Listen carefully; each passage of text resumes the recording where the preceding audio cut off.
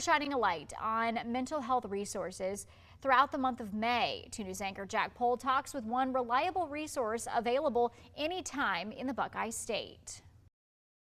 May is Mental Health Awareness Month. Every Monday through the end of May, we will talk with various mental health resources. And joining me is administrator with the 988 hotline, Doug Jackson. Thanks so much for joining us. Now, they are one of our partners for Mental Health Monday, and May is Mental Health Month. So tell me why that's so important.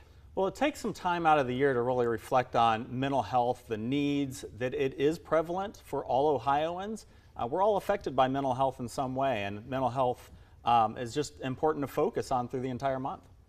Now, what are you seeing at the state level, and how is Ohio meeting the needs for those struggling with mental issues? Well, we have over 2 million Ohioans that have a mental health illness, about 500,000 of those with a severe mental health illness. But what we know is that about 1 in 5 Ohioans will experience a mental health crisis in this next year.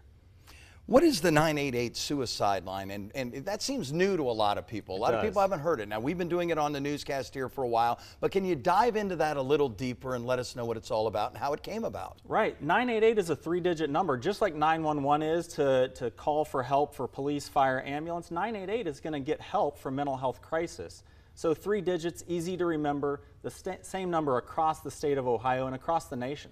Now, what can someone expect when they call 988? How does that process work? Right, it's really important to understand that because some people don't call it because they don't know what to expect. So knowing what to expect when you call 988, you're going to get a trained professional that's there to listen, to support you, and to connect you to resources locally if those are needed. Now, this July will mark the 3rd anniversary for 988. How is it going so far, and what may be some improvements you need to make down the line? Well, over 3 years, even in the first year, we knew that it was a resource for people and that people started to use it. But we have reached over 500,000 contacts from Ohioans over these 3 years of operations. Let's go back a little bit to the person who is contemplating whether they should call it. Who is that person? I mean, could that be a substance abuse person? Could that be a suicidal person? I know there are suicide hotlines. Who is this number for, and when should someone reach out? Yeah, many people think of 988 as a suicide hotline. And really we want to dispel that myth, especially during May being Mental Health Month, because if that was the only reason it existed, then all the other needs of mental health wouldn't be met. Really, anybody who has a mental health crisis can call. Mental health crisis is defined by the person. There is no other definition. If you believe that you're having a crisis, you can call 988 and be supported.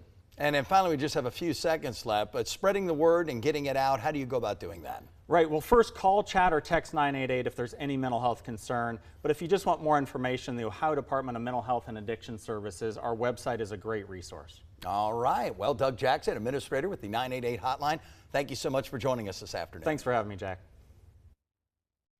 Whether you or someone else is struggling with mental health, help is available. In addition to the 988 hotline, several other resources can be found on the local Help Now app.